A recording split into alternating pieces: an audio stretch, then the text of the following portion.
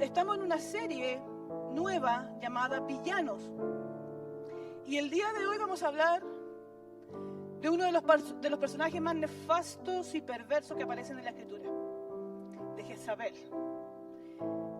Jezabel era hija de Edbal, rey de los Sidonios. Ella era una princesa fenicia, criada en una cultura profundamente idólatra y pagana. Y los voy a invitar a que cierren sus ojos y me ayuden a orar antes de comenzar.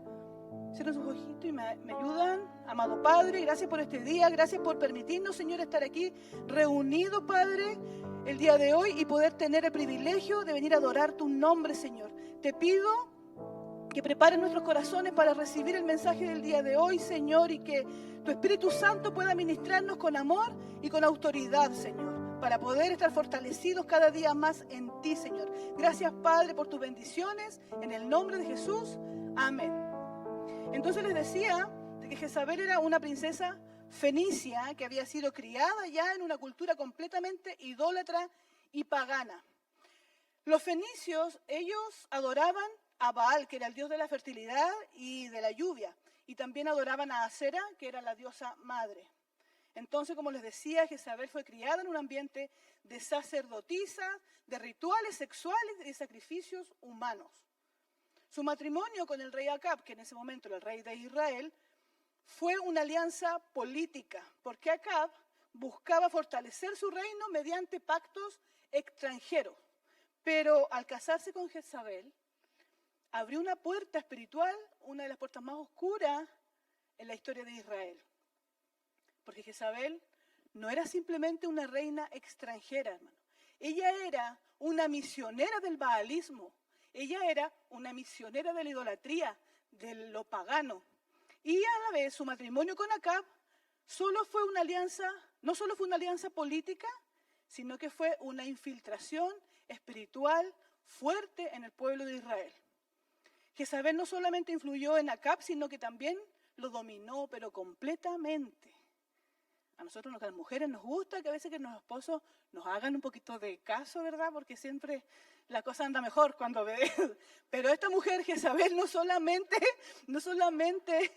influía en él, sino que lo dominaba completamente, tomaba decisiones por él, lo usurpó incluso en un momento. Entonces, era una mujer completamente perversa. Nos vamos a ir a la Escritura en Primera de Reyes 21-25. Dice así: nunca hubo nadie como Acab, que animado por Jezabel, su esposa, se prestara para hacer lo que ofende al Señor. Jezabel fue una mujer controladora, manipuladora, perversa, idólatra, astuta, mentirosa, calculadora, todos los adjetivos calificativos negativos para esta mujer. Y su poder no solamente era político, sino que era espiritual y psicológico también. Usaba ella la intimidación, la seducción y la manipulación emocional para controlar a quienes la rodeaban y conseguir lo que se proponía. Ella ejercía poder, pero con una autoridad espiritual que era de otro planeta, se puede decir, en un lenguaje más coloquial. Ella tenía una autoridad espiritual, una influencia espiritual que claramente sabemos de dónde provenía. Provenía desde lo más oscuro, ¿verdad? Entonces ella aprovechaba su posición para ejercer el control sobre todo lo que la rodeaba, incluyendo a su esposo, que era el rey Acab. Continuamos con la Escritura, nos vamos a ir rápido con esta parte para poder después desarrollar de una forma más tranquila el resto del mensaje. Primera de Reyes 16:30 dice así: Acab, hijo de Omri, hizo lo que ofende al Señor más que todos los reyes que le precedieron. Luego sigue en el versículo 32 y el 33, dice: le erigió un altar en el templo que le había construido en Samaria y también fabricó una imagen de la diosa Acera. En fin, hizo más para provocar la ira del Señor, Dios de Israel, que todos los reyes de Israel que le precedieron. Fue el que más enojó al Señor. La idolatría estaba completamente desatada en esa época en el pueblo de Israel. Y esta mujer tenía una influencia muy grande sobre todo lo que pasaba en ese momento, porque su posición era la que le daba la influencia. Ella era la esposa del rey. Entonces, pero si nos preguntamos nosotros, ¿cómo surge toda esta influencia? Porque en algún momento tiene que haber nacido esta influencia en el pueblo de Israel, esta influencia pagana, idólatra en el pueblo amado de Dios. Y si hiciéramos una línea de tiempo, que sabemos que no tenemos el tiempo para desarrollarla completamente, pero así una pequeña pincelada, si hacemos una línea de tiempo de la decadencia espiritual del pueblo de Israel, podríamos darnos cuenta de que todo comenzó con Salomón. Salomón se casó con mujeres extranjeras. ¿Y qué hicieron estas mujeres? Desviaron su corazón ¿hacia dónde? Hacia los ídolos. Construyó lugares altos para Quemog, Moloch y Astarte.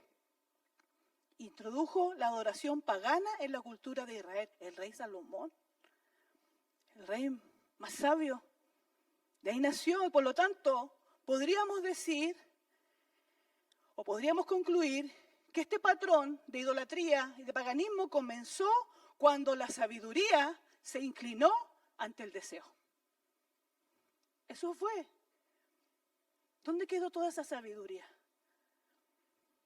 Dice la Escritura en Primera de Reyes 18, 19, dice, capítulo 18, versículo 19, dice: ahora convoca de todas partes al pueblo de Israel para que se reúna conmigo en el Monte Carmelo, con los 450 profetas de Baal y los 400 profetas de la diosa Aserá, que se sientan a la mesa de Jezabel.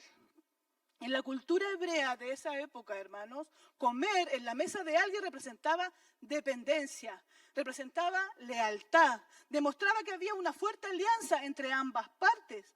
Los que se sentaban a la mesa de alguien significaba que estaba bajo su autoridad. Entonces esos profetas, esos 850 profetas, estaban sujetos a esta mujer, eran dependientes de esta mujer porque después de todo ella era la que financiaba los rituales paganos. Ella es la que tenía el poder para financiar estos cultos paganos e idólatras. Entonces, si se dan cuenta, ella ejercía una tremenda influencia sobre esos profetas, porque ella lo que hacía era usarlos, los usaba para dirigir el corazón del pueblo de Israel y mantenerlos lejos de Dios. Ese era su objetivo. El objetivo de esta mujer era destruir todo lo que provenía de Dios, y también su objetivo era destruir todo lo verdadero y reemplazarlo por lo falso. En el fondo eso es lo que ella hizo, eso es lo que ella pretendía hacer. Destruir todo lo que venía de Dios e instalar ahí esa cultura de paganismo hacia sus dioses. Entonces, ella perseguía todo lo que venía de Dios. Ella lo perseguía para callarlo. Y así es como Jezabel, dice la Escritura, dice la historia, manda a matar a los profetas de Dios y los manda a perseguir. A todos los profetas de Israel. A todos, sin excepción. Porque la intención era borrar toda la influencia del Dios verdadero. Ella lo que quería era eliminar esa influencia del Dios verdadero y establecer completamente el culto a Baal. Pero como Dios siempre tiene un remanente fiel, como usted, como yo, somos un remanente fiel, ¿amén? Oh, yo dije, me asusté, dije, nadie dijo amén. Dije. Había un siervo fiel en ese tiempo llamado Abdías. Él dice en la Escritura que él escondió a 100 profetas en cuevas y también los alimentó en secreto. Él corría un tremendo riesgo porque si él era relacionado con eso, también iba a morir, también lo iban a mandar a matar. Y si esto no le suena familiar, ustedes han visto las noticias, ¿qué está pasando en Nigeria? Hasta el día de hoy, lo que da el 2025, van más de 7.000 cristianos perseguidos y asesinados por su fe. Lo que pasaba en esa época con los profetas, también está pasando ahora con el pueblo de Dios. Lo que no entiendo es por qué no se le da tanta difusión en la televisión, en la noticia, pero si usted lo averigua, usted se va a dar cuenta. Hasta lo que cabe del 2025, más de 7.000 cristianos muertos por su fe. Entonces, en este contexto de todo lo que estaba sucediendo en el pueblo de Israel, Dios levantó a un hombre valiente. Cuando Dios levanta a un hombre es porque ese hombre es valiente. A un profeta de Dios, a Elías. Y lo envió a confrontar al rey Acab y a su malvada esposa Jezabel, por haber incitado al pueblo al pueblo de Israel a rendirse ante otros dioses. Y lo que hace Elías fue desafiar a los 450 profetas de Baal en el Monte Carmelo. Y dice la Escritura de que cada uno debía clamar a su Dios.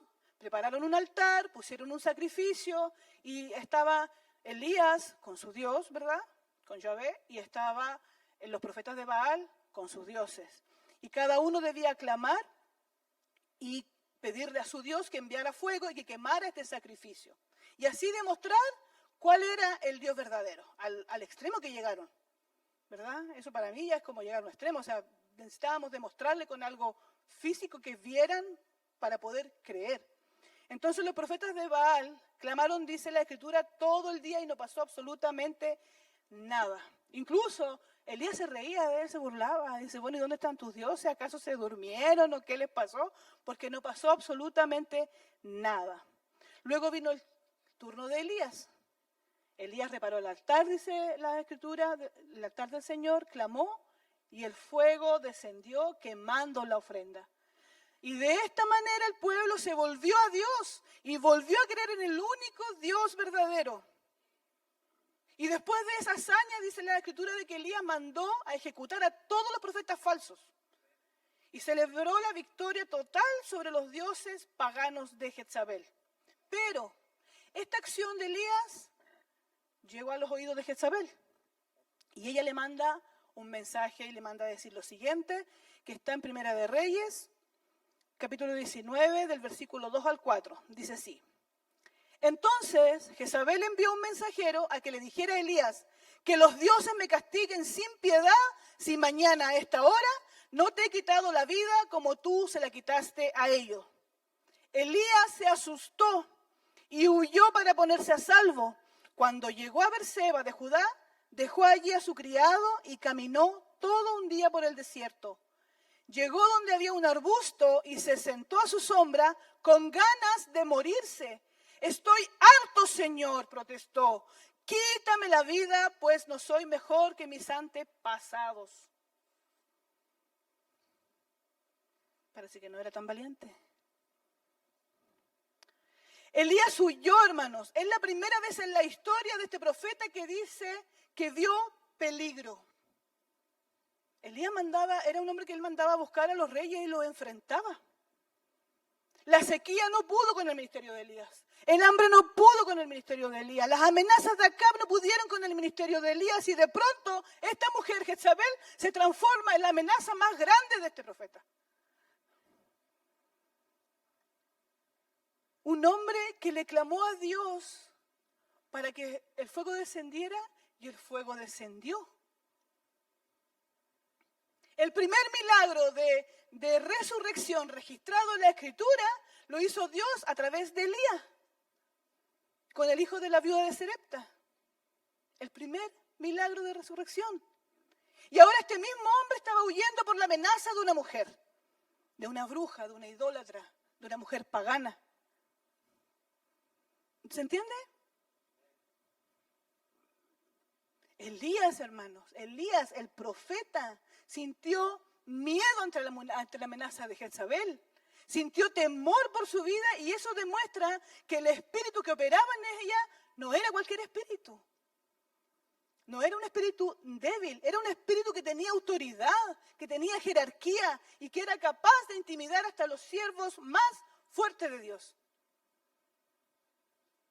Más adelante dice la Escritura que Dios restaura a Elías y se cumple lo que le había prometido de que iban a la muerte de Acab y la muerte de Jezabel. Entonces, esto fue para darles a conocer quién era y cómo operaba esta mujer. Un personaje que a pesar de que ya está muerta hace cientos de años, su espíritu sigue presente. Es por eso que hasta el día de hoy todavía nosotros escuchamos hablar del espíritu jezabelico o el espíritu de Jezabel. Es algo que aún está. Hoy este espíritu sigue operando. Y sigue operando aún con más fuerza, ¿sabe dónde? Dentro de las iglesias. Trayendo temor, intimidando, trayendo confusión, trayendo desánimo. ¿Para qué? Para frenar tu llamado. Para que no se cumpla el propósito de Dios en ti. para que pase lo mismo que pasó con el pueblo de Israel en tu vida. Por lo tanto, más allá de tratarse de una figura histórica, estamos frente a una influencia espiritual. Es una influencia espiritual que lo único que busca es desviar nuestra adoración al único Dios verdadero. Pasó en esa época y sigue pasando, lamentablemente. Y hoy hay muchas maneras en las que nosotros desviamos nuestra adoración a Dios, a veces de una forma hasta voluntaria, hermano. De una forma voluntaria desviamos nuestra adoración a Dios, a veces ni siquiera necesitamos una influencia tan grande. Hoy en día es más fácil pasar una hora en TikTok que una hora leyendo la Escritura. Es más fácil pasar una hora en Instagram que una hora orando. Nosotros mismos nos desviamos de la adoración a Dios. Queremos que Dios nos bendiga, queremos que Dios cumpla sus promesas. Cuando estamos con el primer amor, nos ponemos a disposición del Señor y decimos, Señor, haz lo que quieras con nosotros, haz lo que quieras con mi vida, dame ministerio, envíame a las naciones. Y resulta de que nunca tienes tiempo para pasar en intimidad con el Señor. Y el Señor, te quiero bendecir, te quiero entregar el ministerio, te quiero enviar. Pero estás todo el día trabajando, no tienes tiempo para el Señor. Entonces igual nosotros muchas veces somos nosotros mismos los que nos desviamos de la verdadera adoración a Dios. Y es por eso que hoy la iglesia ha perdido autoridad. Hoy la iglesia ha perdido autoridad porque está cansada. Está cansada porque está demasiado ocupada y no precisamente sirviendo al Señor. En el Nuevo Testamento, Jesús le envió un mensaje a la iglesia de Tiatira, que era una de las 7 iglesias donde se levantó con mucha fuerza la idolatría en esa época. Y vamos a irnos a Apocalipsis 2, versículos 20 y 21. Dice así. Sin embargo, tengo en tu contra que toleras a Jezabel, esa mujer que se dice ser profetisa. Con su enseñanza engaña a mis siervos, pues los induce a cometer inmoralidades sexuales y a comer alimentos sacrificados a los ídolos. Le he dado tiempo para que se arrepienta de su inmoralidad, pero no quiere hacerlo. Jesús reprende a la iglesia no por lo que hace Jezabel dentro de la iglesia. Ahora, entre paréntesis, no es la misma Jezabel del Antiguo Testamento. Posiblemente tenía otro nombre. Pero Jesús la identifica porque tenía el mismo espíritu, la misma influencia espiritual. Tenía las mismas actitudes y hacía las mismas cosas que hacía la otra Jezabel de la que hablamos delante de Elías. Entonces, Jesús no los reprende por lo que hacía Jezabel dentro de la iglesia, sino los reprende por permitir su influencia dentro de la congregación. Los reprende por tolerarla. Cuando una iglesia valora más la influencia que la integridad, entonces Jezabel entra. Ahí es donde Jezabel entra. Esta influencia era tan fuerte que provocó que esta iglesia de Tiatira, hermano, comenzara a mezclar el cristianismo con prácticas paganas. Pero nuestro Señor, que es tan bueno, dice ahí en el versículo 21, dice, le he dado tiempo para que se arrepienta. Dios siempre nos da una oportunidad antes de enviar juicio. ¿O no es así? Porque en 2 de Pedro 3:9 dice, el Señor es paciente, no queriendo que ninguno perezca, dice. Así es el Señor con nosotros. Entonces podemos ver de que Jesús está observando lo que la iglesia tolera. Él está viendo lo que la iglesia tolera. Él está viendo lo que la iglesia permite. Este espíritu estaba operando dentro de del cuerpo de los creyentes. No eran cualquier persona. Esta Jezabel de la que habla Jesús en el Nuevo Testamento estaba introduciendo prácticas paganas y corruptas dentro de la iglesia. Ella pretendía hablar de parte de Dios, actuar de parte de Dios. Por eso dice el versículo que se dice profetiza. Ella entregaba enseñanzas falsas y aún, ojo con esto, y aún usando un lenguaje religioso. Engañaba mezclando lo sagrado con lo profano. Y cuando esto pasa, ¿sabe lo que pasa? Cuando usted empieza a mezclar lo sagrado con lo profano, lo que pasa es que usted empieza a justificar el pecado. Eso es lo que sucede. No nos damos ni cuenta. No es tan malo. No, yo creo que no es tan malo eso. Eso es lo que sucede. Por eso es tan grande esta influencia. Y eso es lo que hace afectar de gran manera nuestra fe, la fe de los creyentes. Y ahí se cumple el objetivo, porque ese es el objetivo que ella tiene, es que este espíritu tiene, que esta influencia tiene. Hay espíritus falsos, hermanos, que se disfrazan de espiritualidad para desviar a los creyentes de su propósito y debilitarlos en su fe, pero sobre todo causarles temor. Como lo hizo con Elías. Elías dice que sintió temor y por eso huyó. Yo viví hace unos años una experiencia de alguien que supuestamente era una persona en la iglesia con una presencia espiritual. Todo el mundo quería que ella orara por esta persona. Entonces mi mamá me la llevó a mi casa para que orara por nosotros, por mi casa, por mi familia. Mi hija era pequeña en ese tiempo, también ya era adolescente, y ella oró por los cuartos. Antes se usaba, no sé si todavía, pero se iba y se oraba por las habitaciones de cada persona. Y cuando ella se fue, me dijo lo siguiente. Yo era una mujer ignorante de las cosas de Dios. Me dice, ¿sabes qué? Ten cuidado con tus hijas, porque lo más probable es que tus hijas se vayan a perder en el mundo. Y antes de los 17 años te van a hacer abuela. Y yo, porque era una mujer importante dentro de su congregación, yo era una persona completamente ignorante, no era cristiana, pero esas palabras produjeron tanto temor en mí que me puse extremadamente estricta con ellas. Me invadió la desconfianza, veía temor o veía peligro donde no lo había. Y eso las lastimó. Eso lastimó a mis hijos. A mis hijas en este caso, que eran las más grandecitas. Pero eso pasó porque yo era una mujer ignorante de todas las cosas de Dios. O porque ahora si alguien viene y me dice, mira, tu hija va a pasar esto, mira, sale de aquí, bruja. Vete bruja. Porque yo tengo promesas sobre mi familia. Hay promesas sobre mi familia. Hay promesas sobre tu familia. No dejes que nadie venga. En el nombre de Dios a veces. ¿Qué Dios? A lo mejor ni siquiera es el mismo Dios al que nosotros servimos. Pero usan el nombre de Dios para lastimarte, para causarte temor, para paralizarte. Así no actúa el Señor. Así no actúa Dios. Porque si ahora alguien viene y me dice, mira, tu hija le va a pasar. Vete por donde viniste, diablo. Porque nosotros tenemos autoridad. Entonces, este espíritu, hermano, es muy sutil. Es muy sutil. Porque no siempre se presenta como un pecado evidente. Eso es lo que lo hace sutil, sino que puede presentarse frente a nosotros incluso como gracia. Como esa gracia sin arrepentimiento. No, yo creo que si yo hago esto, hoy en la noche me arrepiento y el Señor me perdona. Ojo con eso. Porque también puede disfrazarse como una cierta libertad, pero sin santidad. ¿Sabe por qué este espíritu está más interesado en operar dentro del cuerpo de Cristo y no fuera? Porque el mundo ya está bajo su dominio, el mundo ya está bajo su autoridad. Ella no necesita infiltrarse dentro de lo que ya controla.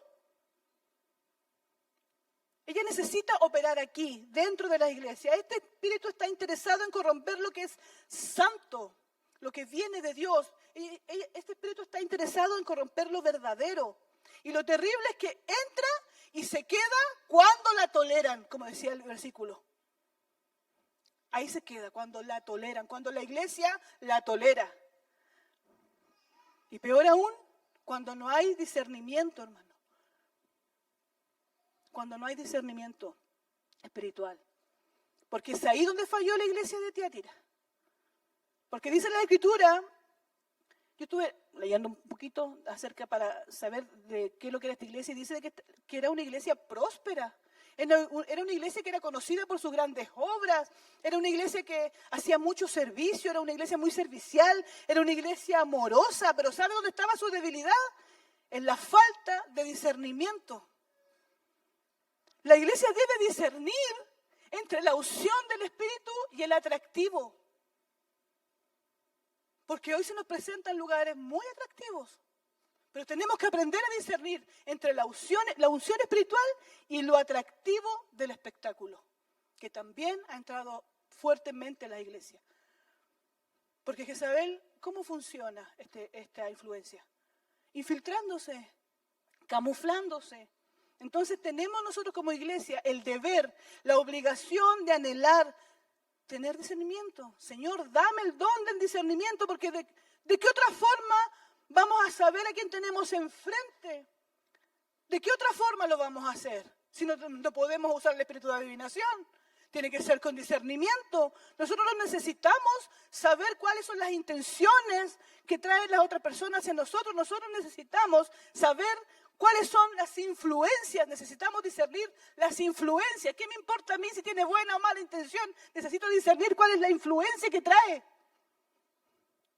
Porque así opera el espíritu de Jezabel. Es una influencia. Y es una influencia poderosa. Es una influencia destructiva. Entonces usted se preguntará, hermano, ¿pero por qué Dios permite que este espíritu opere especialmente en las congregaciones? Esa es la pregunta que muchos se hacen. ¿Sabe para qué? Para probar la fidelidad y el discernimiento de su pueblo. Y dice la Escritura en 1 Corintios, no sé si lo puse así, dice en el capítulo 11, versículo 19, dice así: porque es preciso que entre vosotros haya disensiones para que se hagan manifiestos entre vosotros los que son aprobados. Entonces, cuando aparezca una Jezabel, Dios está viendo a aquellos que la toleran, pero también está viendo a aquellos que se mantienen firmes en su verdad. No lo digo yo, lo dice la Escritura.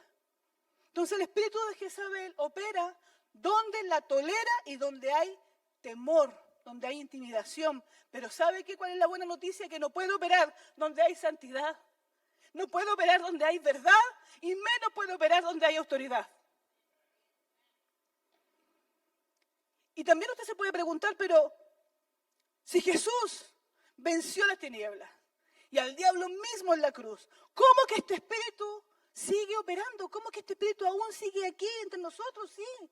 Cuando Jesús murió, resucitó y derrotó al diablo y a los poderes del mal, dice la Escritura en Colosenses 2:15, dice: desarmó a los poderes y a las potestades y por medio de Cristo los humilló en público al exhibirlos en un desfile triunfal. Hermanos, la victoria ya está ganada. El enemigo ya fue vencido y desarmado. Y toda la autoridad le pertenece a Cristo. Aquí es donde nosotros teníamos que decir porque esto es una muy buena noticia. Toda la autoridad le pertenece a Cristo porque Jesús es el Señor. Él es el único Dios y es el único que reina sobre todo. No hay otro. Entonces, ¿por qué seguimos peleando contra este espíritu? Porque para que cualquier espíritu opere necesita una autorización legal. Porque no tienen autoridad sobre los hijos de Dios. No tienen autoridad sobre usted, no tienen autoridad sobre mí. Pero ¿sabe cómo obtiene esa autoridad? Esa autorización, ese permiso legal para operar. Nosotros mismos se la damos. Nosotros mismos se lo cedemos cuando desobedecemos a Dios. Por eso que es importante obedecer a Dios. Pero nosotros le damos la autoridad a que opere cuando desobedecemos a Dios. Porque este espíritu de Jezabel fue vencido, pero no fue eliminado. No fue eliminado. Y Pablo dice en su escritura, dice: porque no tenemos lucha contra carne ni sangre, sino contra principados, contra potestades. Este espíritu de Jezabel está activo y va a estar activo hasta el día del juicio final. Pero si nosotros mantenemos la comunión con Dios, una relación cercana con Dios, con nuestro Señor, y nos sujetamos a Él, no tenemos de qué preocuparnos. No tendríamos para qué andar preocupados por la vida de esta influencia. ¿O sí? Si nos sujetamos a Dios, Santiago dice: someteos pues a Dios, resistid al diablo. ¿Y qué pasa? Y huirá de vosotros. Tenemos todas las respuestas nosotros en la Escritura. Tenemos todas las respuestas que queramos. Jezabel no puede manipular ni dominar a alguien que camina en obediencia y en integridad. No puede. Pero sí puede gobernar donde los hijos de Dios no ejercen su autoridad. Ahí sí puede gobernar y puede operar. Es por eso que esta es una oportunidad para examinar nuestro corazón. para poder identificar si existe dentro de nosotros o dentro de nuestro entorno alguna influencia espiritual, destructiva, que nos quiera desviar de nuestra adoración a Dios. Yo personalmente puedo decir que cuando yo preparé este mensaje, el Señor me confrontó a la Escritura. Me confrontó porque nadie quiere ser confrontado. Todos queremos ser bendecidos, todos queremos que nos den palabras de ánimo de parte del Señor, pero cuando somos confrontados cuesta un poco. Pero ¿de qué otra forma nosotros vamos a saber si estamos bien? ¿De qué otra forma vamos a avanzar? ¿De qué otra forma vamos a ganar autoridad? Fui confrontada porque muchas veces yo decía, yo no creo que tenga ningún espíritu de Jezabel. Cuando me habla de control, y el control, la mayoría de las que somos mujeres, de las que somos madres, queremos tener el control de nuestra familia, queremos tener el control de nuestros hijos. Hay un control que es saludable, sí. Cuando los niños tienen cierta edad hay un control que es saludable, ¿cierto? Pero hay otro control que ya se escapa un poco de lo saludable. Entonces me confrontó a mí el Señor. Dije, yo no, gracias a Dios. Y el control, me dice el Señor. Dije, wow, sí, Señor, perdóname.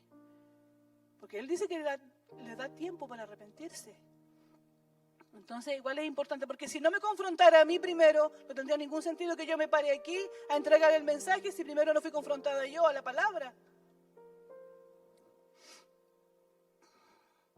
Hay influencias que a veces nosotros no vemos, pero están. Tenemos que estar atentos, tenemos que aprender a discernir. Está deseo de controlar todo, manipulación, idolatría, las ansias de sobresalir a toda costa, la mentira, la rebeldía, la falta de sujeción, la falta de sumisión, la seducción, la inmoralidad sexual, la división. Ese es el objetivo de Jezabel. Entrar con todo eso dentro del pueblo santo de Dios. El objetivo de este espíritu es quitarle la autoridad al pueblo de Dios y debilitarlos en la fe. Por eso que a veces usted dice, yo oro, pero no pasa nada a veces. No tenemos autoridad, nos hemos ido debilitando. Y si usted pudo identificar alguno de estas influencias que yo le acabo de nombrar, entonces es tiempo de reparar y de preparar el altar como lo hizo Elías. Poner una ofrenda de arrepentimiento para recuperar nuestra autoridad espiritual. ¿Quiere usted recuperar su autoridad espiritual? Yo sí. Yo sí quiero tener más autoridad espiritual. Usted y yo estamos llamados a caminar en autoridad. Nuestro Dios nos dice, la palabra nos dice, en Lucas 10:19 dice, he aquí les doy potestad de hollar serpientes y escorpiones y sobre toda fuerza del enemigo y nada os dañará. La palabra potestad significa derecho legal, autoridad delegada, poder legítimo para gobernar. Usted tiene autoridad, usted tiene potestad sobre todo eso que le nombré. Dice serpientes, escorpiones. ¿Y por qué nos atemorizamos a veces? ¿Por qué? ¿Por qué viene una voz sutil y nos dice no vas a poder? No, ya no puedo. Y listo, hasta ahí llegamos. Jesús no solo nos da poder, hermano, sino autoridad legítima. Aquí lo dice su Escritura, nos da autoridad legítima para enfrentar y despojar cualquier fuerza o influencia espiritual que esté sobre nosotros o a nuestro alrededor. ¿Y sabe qué, hermano? Jezabel es destronada, es sacada de su trono, es echada de su trono cuando un hijo de Dios se levanta con autoridad. Cuando un hijo de Dios tiene convicción de quién es en la identidad de Cristo, ella es sacada de su trono. Jesús es el Señor, ¿o no? Amén. Y no crean que los hombres dicen, ay, yo sabía que las mujeres son terribles. No, esta es una influencia que no tiene género, la verdad. Puedo operar tanto en mujeres como también puedo operar en los hombres. También hay hombres manipuladores, controladores y todo lo que dijimos de Jezabel. Este es un mensaje para la iglesia, no está enfocado ni a la mujer ni al hombre. Pueden ponerse de pie, por favor. Si hoy el Espíritu Santo te ha ministrado o te ha mostrado que quizás hay áreas en tu vida que necesitas rendir al Señor Entonces, tiempo de romper hoy con toda influencia que ha querido desviarte de su propósito, que ha querido tomar control de tus pensamientos, que ha querido decirte que no eres capaz, que no puedes, que ha hecho que te debilites en tu fe, que de repente ya no sabes qué te pasa y ya no tienes ganas de orar, ya no tienes ganas de venir a la iglesia, ya no tienes ganas de escuchar worship. Si hay algo que te está haciendo dudar del ministerio que un día el Señor te prometió, o estás sintiendo temor de confrontar el pecado de otros y no te has dado ni cuenta y de pronto ya lo estás tolerando. Déjame decirte, hermano, que el Señor no te condena. Al contrario, dice en el verso 21, decía en Apocalipsis, le he dado tiempo para que se arrepienta. Hoy es el día en el que Dios quiere que tú seas libre. Dios quiere que seamos libres. Donde está el Espíritu de Dios hay libertad. Nosotros no podemos estar atados, menos por una influencia y un espíritu mundo. Hoy les he dado tiempo para que se arrepienta. Qué bueno es el Señor con sus hijos. Nos da tiempo para que nos arrepintamos. Quiere que seamos libres y que comencemos a caminar en la autoridad que Él nos da. En la autoridad de su Espíritu. Solo debes decirle de corazón, perdóname, Señor. Me arrepiento por dejar que alguna de estas influencias me desvíen de entregarte mi adoración a ti, solo a ti. Tú eres mi único Dios. Hoy el Señor se lleva todo lo impuro, todo lo falso y quiere darte un nuevo comienzo, trazando un nuevo camino lleno de su gracia, con todo lo santo, con todo lo verdadero. Eso es lo que el Señor nos ofrece. Hoy Jesús te ofrece libertad verdadera, pero sobre todo duradera. Y esa libertad empieza cuando nosotros aceptamos a Cristo. Cuando nosotros decimos, Cristo, tú eres mi único Señor y mi único Salvador. Si hay alguien aquí que aún no ha hecho ese paso de fe, que la palabra ha ministrado su corazón, que ha identificado alguna de estas influencias y quiere ser libre el día de hoy, puede levantar su mano. La iglesia puede cerrar sus ojos, inclinar su rostro, para que se sientan con la libertad de levantar su mano.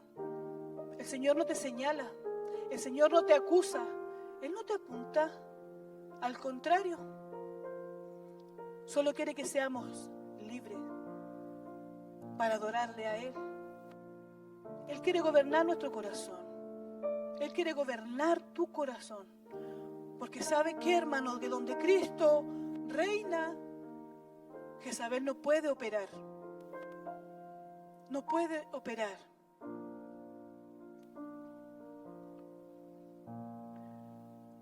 Si has hecho esta decisión, incluso para el pueblo de Dios, no solamente para las personas nuevas que nunca han aceptado a Cristo, si tú identificaste una de estas influencias, siéntete libre de levantar tu mano.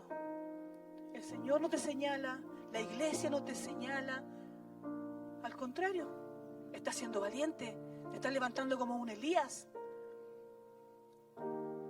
Gracias le damos al Señor por las manos levantadas. La iglesia va a repetir junto conmigo, incluso las personas que levantaron su mano con más fuerza van a repetir esta oración.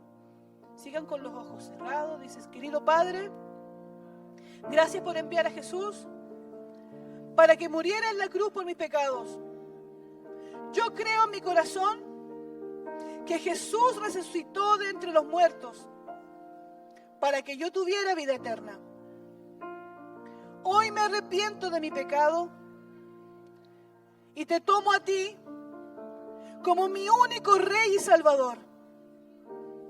Y hoy decido dedicar mi vida a ti. Gracias por tu misericordia. Hoy me comprometo a ser un discípulo de Jesús. Hoy comienzo una vida nueva porque fui perdonado. En el nombre de Jesús. Amén.